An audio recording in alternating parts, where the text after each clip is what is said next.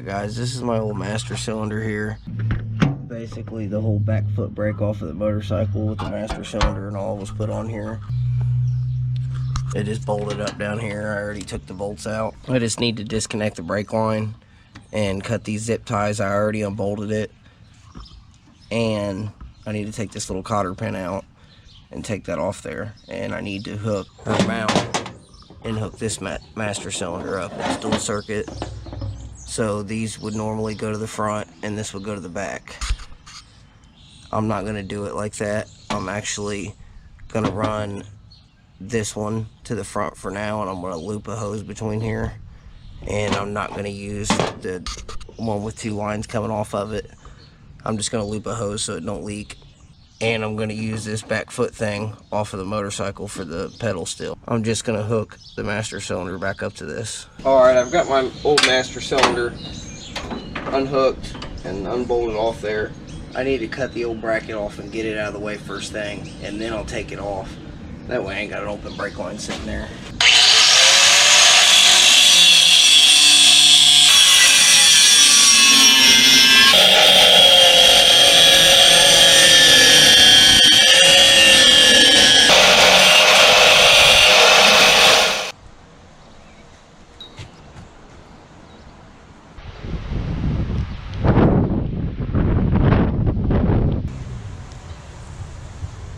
Alright, I got my new master cylinder all hooked up.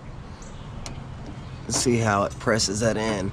I need to make some type of limiting strap from here to the master cylinder, because if this gets pulled out, I lose my brakes, and that would not be good. Now my brakes just need bled. I looped a brake line from this one to this one, just so the master cylinder won't leak there. Then my other brake line runs down to my front brakes. Later on, when I put back brakes on it, I'll get longer front brake lines, and the fronts will run to them too, and the back will run to the single. I also have my floor cut out here, where I'm going to hook up my reverse, whatever you want to call it, my reverse drive. So now it's time to start figuring that out. Alright, this is what I got going on here. I made a bunch of little cuts in the back of this, and I'm pulling it and bending it around tight to there, like that, as I weld it. I'm tacking each one. Right now I'm letting it cool down a little bit so I don't warp everything real bad, but you can see how I'm doing it. I'm just slowly pulling this tight as I weld it, and I'm making sure it's tight to the teeth that I'm welding it to, and the next one. So if I weld this one, these two are going to be tight also as I'm welding that one, just to make sure it's right.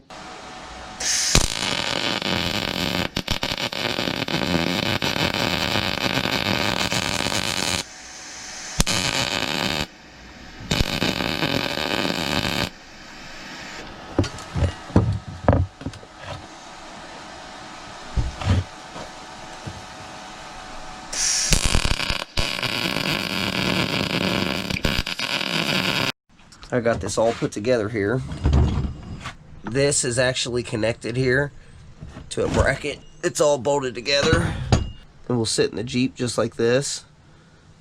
When that comes out, it goes directly to the flywheel. I've already pushed the Bendix out. It's got good engagement. This sprocket right here will run to my jack shaft.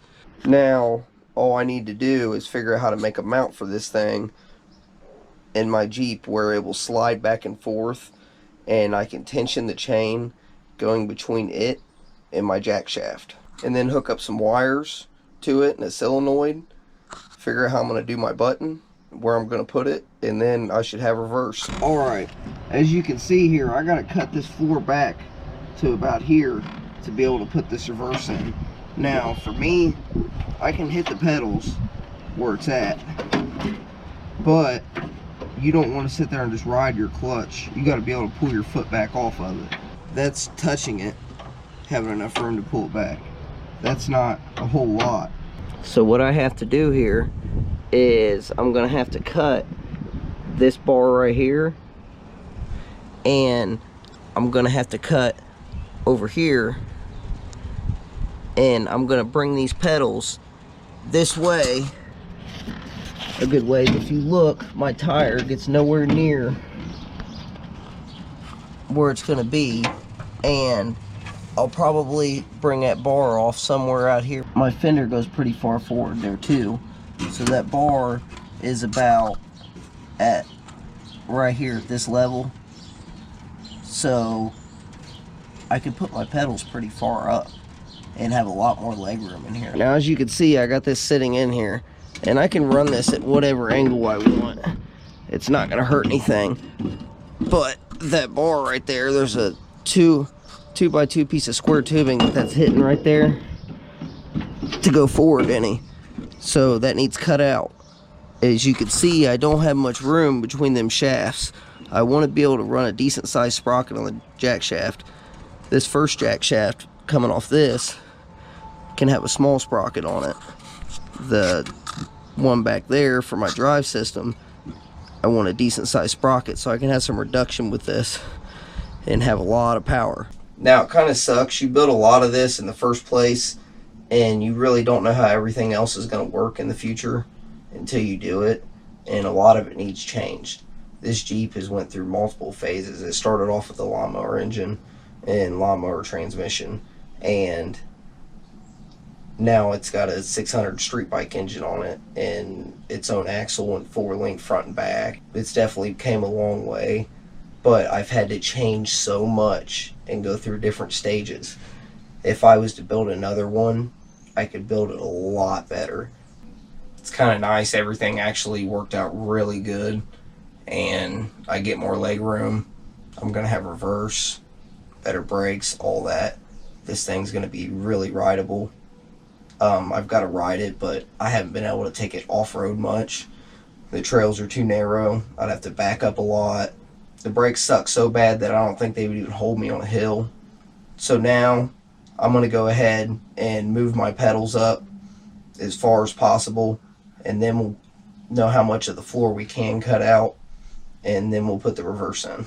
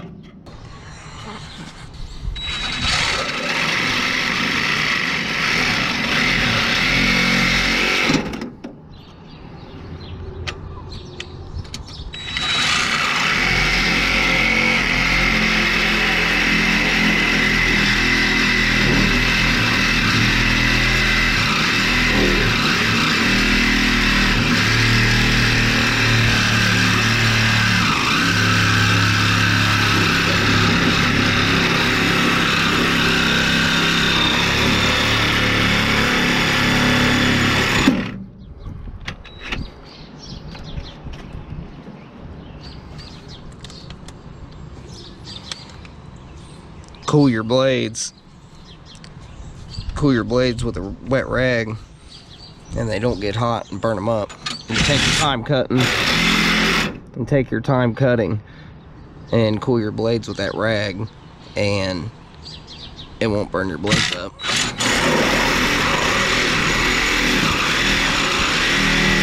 I can cut like this real slow and it cuts pretty quick and my blades last forever. I can cut like that full blast and burn my blades up. And blades get expensive.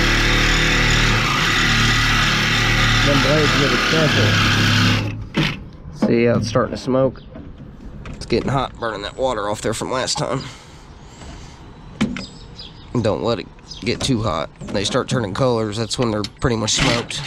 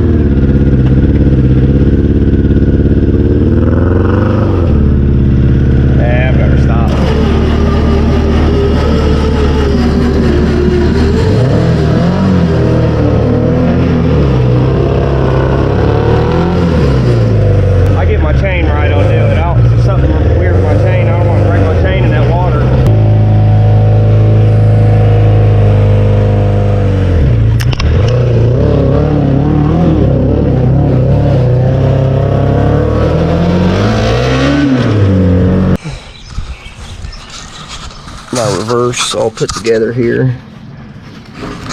I made it once and I had to change it up. And I made it backwards so it went forward instead of going in reverse. But as you can see from parts of my video, it works pretty well. Went and played in the mud a little bit, not too much.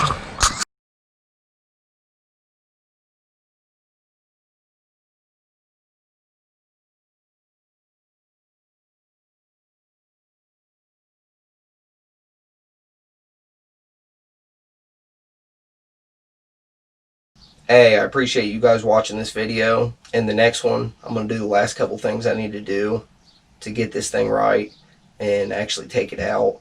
The rack and pinion, I can tell, is already getting worn out. I don't trust it, and the brakes still don't work good enough. Other than that, I think it's pretty good to go. Stay tuned for the next episode on this thing, and if you like this video, subscribe to my channel to see more. Share this with your friends. I appreciate you guys watching. Have a good day.